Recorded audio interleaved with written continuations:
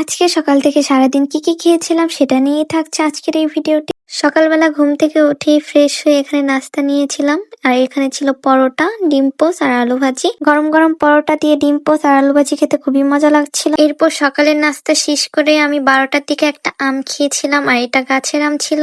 এরপর দুপুরে গোসল শেষ করে এসে দুপুরে খাবার নিয়ে বসে গিয়েছিলাম। আর ফার্স্টেই নিয়েছিলাম আলু ভাজি ও পেঁয়াজ ভর্তা। গরম ভাতের সাথে আলু ভাজি ও পেঁয়াজ ভর্তা এভাবে মাখিয়ে খেতে খুবই মজা লাগছিল। এরপর এটা দিয়ে খাওয়া শেষ করে আমি এখানে নিয়েছিলাম একটা শাকের তরকারি, আর এটা ছিল পুঁই শাকের তরকারি। এটা ছোট চিংড়ি মাছ দিয়ে এভাবে রান্না করা হয়েছিল।